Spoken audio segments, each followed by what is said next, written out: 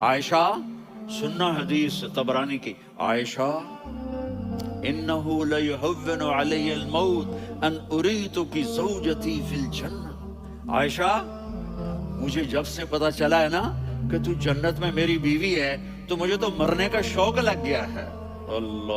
اللہ کی قسم ہمیں سکھانے کے لیے تھا، جس نے اللہ کو دیکھ لیا ہو اسے عورت کی کیا خواہش رہ جاتی ہے۔ یہ ہمیں سکھانے کے لیے تھا کہ سب سے زیادہ عزت بیوی اپنے خامند کو دے، خامند اپنی بیوی کو دے۔ ہن لباس لکم وانتم لباس لہن، تمہاری بیوی تمہارا لباس ہے، اور اللہ بیوی سے کہتا تیرا خامند تیرا لباس ہے۔ آپ نے 11 گھروں کو کس طرح آباد کیا، کس محبت سے کیا کہ 2 مہینے چولہا نہیں جلتا اور کسی کی زبان پر شکایت نہیں۔ یہ حسن سلوک، یہ محبت۔ حضرت عائشہ کی عمر تھوڑی تھی، جہاد کے سفر سے واپسی ہو رہی، تو آپ نے صحابہ سے کہا بھی چلے جاؤ، سارے آگے چلے گئے، تو صرف آپ دونوں رہ گئے۔ تو آپ نے کہا عائشہ دوڑ لگائیں۔ سبحان اللہ، حضرت اما عائشہ نے نہیں کہا۔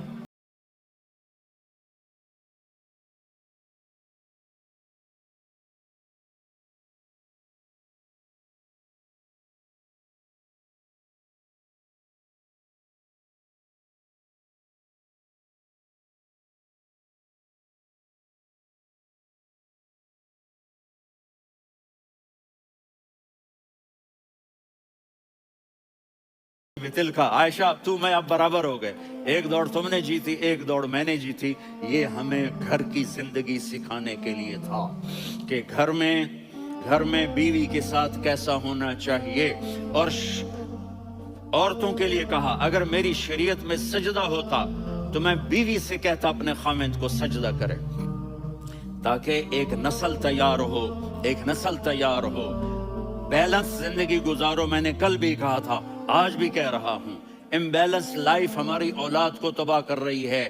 میرے پاس پرسوں 30-40 لوگ آ گئے، وہ یہاں جو ایک سلمہ صاحبہ ہیں، سلمہ ہی نام ہے نا، سلمہ زاہد، تو ایک نے کہا جی یہاں ہم اولاد کے بارے میں بڑے پریشان ہیں، کیا کریں، کوئی ہمیں اس کا سولوشن بتائیں۔ میں نے کہا بہت آسان ہے، ماں اپنے بچے کو ٹائم دے۔ نصیحت کی بات نہیں کر رہا ہوں، ٹائم دے۔ میں نے کل آپ کو شکل بنا کے دکھایا تھا کہ میرے نبی حسن حسین کو کمر پہ بٹھا کے کمرے میں چکر لگاتے ہیں۔ اتنے بڑے ہستی، اتنے بڑے نبی، اور بچوں کے لیے وقت نکال رہے ہیں اور ان کو لے کر گھوم رہے ہیں۔ پھر دونوں بھائیوں کو اتار دیتے اور ان کی بہن زینب کو بٹھاتے اور پھر کمرے میں چکر لگاتے، پھر فرماتے ہیں تمہارا اونٹ کیسا ہے۔ ایک دفعہ آپ سجدے میں گئے، فرض نماز، فرض، اور سجدہ لمبا، اتنا لمبا ہوا کہ صحابہ سمجھے اللہ کے نبی فوت ہو گئے۔ عبداللہ بن مسعود فرماتے ہیں میں پہلی صف میں تھا تو میں نے یوں کر کے دیکھا، وہ چکر کی ہے، تو دیکھا دونوں بھائی حسن حسین میرے نبی کی کمر پہ چڑھے ہوئے تھے اور میرے نبی نے سجدے سے سر نہیں اٹھایا۔ یہ کام کرو تو بچے تم سے پیار کریں گے۔ تم کہتے ہو بچے ہم سے ڈرتے نہیں، میں نے کل بھی کہا تھا ڈائن نہ بنو، ماں بنو، تھانے دار نہ بنو، باپ بنو۔ تو انہوں نے ایسے ہاتھ آگے کیا کہ میں بچوں کو نیچے اتاروں، تو مجھے دیکھنا، آپ نے یہاں سے ایسے سجدہ ہوتا ہے نا، تو آپ نے ادھر یا ادھر سے دیکھا کہ ایک ہاتھ آگے آ رہا ہے میرے بچوں کو اتارنے کے لیے، تو آپ نے سجدے میں یوں کیا، یہ دیکھ رہے ہو، وہ پیچھے ہٹ گئے۔ جب تک وہ خود نہیں اترے میرے نبی نے سجدے سے سر نہیں اٹھایا، اور جب نماز سے فارغ ہوئے تو ایک دم دونوں کو اپنی گود میں لیا کہ بے ابی ہما و امی لا تؤذوہما، میری جان قربان ہو ان دونوں پر، یہ میرے جگر کے ٹکڑے ہیں، انہیں دکھ نہ پہنچانا۔ کیا آپ دیکھ رہے تھے ایک زہر میں تڑپ تڑپ کے مارا جائے گا اور ایک کا سر کاٹ کے نیزے پہ چڑھایا جائے گا۔ آپ کو اولاد کی محبت، نبی جس دن آپ جا رہے تھے پیر 12 ربیع الاول 11 ہجری 611 عیسوی 6 جون، آپ نے ساری بیویوں کو بلایا، اطمینان سے ملے، رخصت فرما دیا۔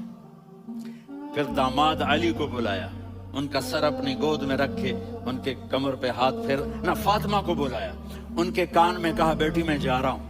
وہ رونے لگی، کہا رو نہیں، تو بھی جلدی میرے پاس آ جائے گی۔ 6 مہینے بعد صرف 24 سال کی عمر میں حضرت فاطمہ کا انتقال ہوا۔ پھر آپ نے علی کو بلایا، دعا دی، کہا پھر حسن حسین کو بلاؤ۔ جو ہی آپ نے ان کو یوں لیا تو آپ کے ایسے پانی کی طرح آنسو بہنے لگے، اس طرح کہ آپ آگے دیکھ رہے تھے کہ ایک بچے کا سر کٹ کے نیزے پہ چڑھ رہا ہے اور ایک زہر میں تڑپ رہا ہے، لیکن آپ نے تقدیر، اللہ کی تقدیر پر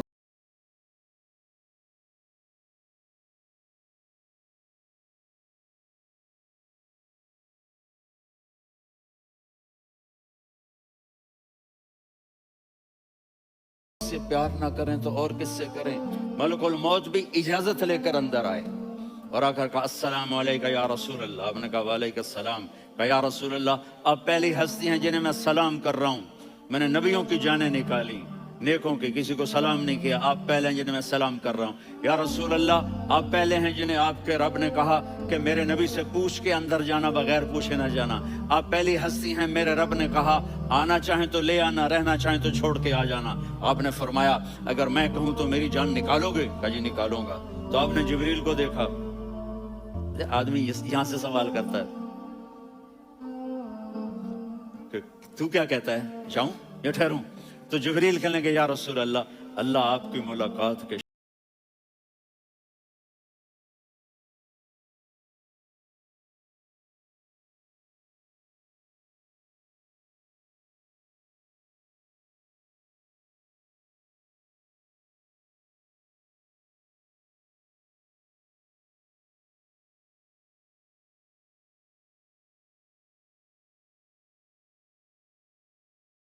جاؤ اللہ سے پوچھ کے آؤ میرے بعد میری امت کے ساتھ کیا کرے۔ یہ جو ہم بیٹھے ہوئے ہیں گناہوں کے داغ اپنے سینے پر لے کر، چہرے پر لے کر، کہا جاؤ پوچھ کے آؤ میری امت کے ساتھ کیا کرے۔ ملک الموت وہیں کھڑا رہا، جبریل واپس گئے اور وہاں سے پیغام آیا کہ میرے محبوب ہم آپ کی امت کو تنہا نہیں چھوڑیں گے، مجھے میرے رب کی عزت کی قسم، ٹائم بھی ختم ہو چکا ہے، میں آخری بات کر رہا ہوں، اگر اس وقت میرے نبی یہ اللہ کو نہ منواتے تو آج ہم بھی بندر خنزیر بن کے پھر رہے ہوتے۔ دعائیں دو اس کملی والے کو جو اپنا جگر کٹا گیا۔ ایک رات آپ بھوک سے لیٹے ہوئے ایسے، کبھی یوں ہوتے ہیں کبھی یوں ہوتے ہیں، کرو حضرت عائشہ کے گھر کی باری، کبھی ایسے ہوتے ہیں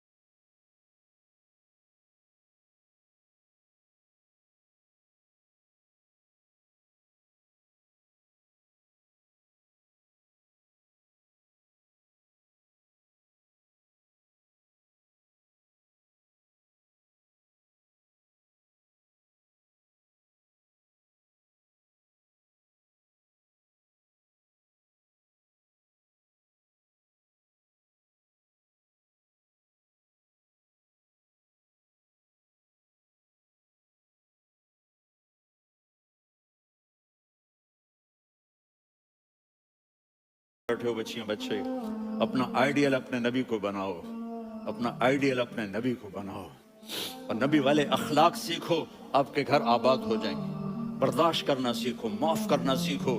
اب آپ کینیڈین ہو یا جہاں سے بھی ہو، اس پاسپورٹ کی عزت کرو، یہاں کے قانون کا احترام کرو، یہاں وائلیشن نہ کرو، جھوٹ نہ بولو، کسی کو دھوکہ نہ دو، یہاں کی لڑکیوں سے اس لیے شادی نہ کرو کہ میرے پیپر بن جائیں، قیامت کے دن کالے منہ کے ساتھ اٹھائے جاؤ گے۔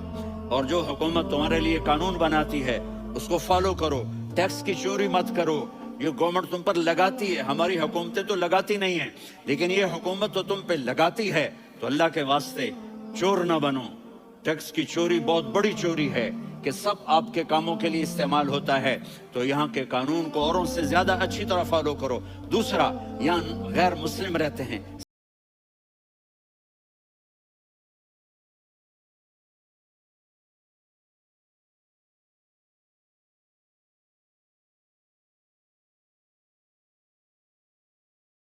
غم آئے تو جا کے ان کے دکھ درد کو بانٹو، وہ بیمار ہو جائیں تو ہاسپٹل پوچھنے جاؤ، وہ مر جائیں تو گھر والوں سے جا کر افسوس کرو۔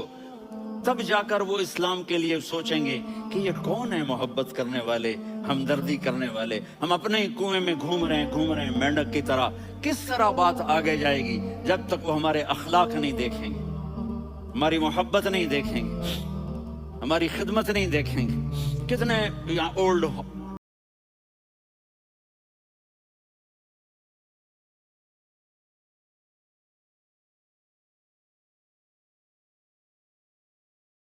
کینیڈین پاسپورٹ ہے تو پاکستان میں جائیدادیں نہ بناؤ، یہاں اپنا سب کچھ خرچ کرو. وہاں کاروبار نہ کرو، یہاں کاروبار کرو. ادھر زکوٰۃ نہ دو، ادھر زکوٰۃ دو. یہاں بھی بہت زکوٰۃ کے مستحق لوگ آپ کو ملیں گے. یہاں خرچ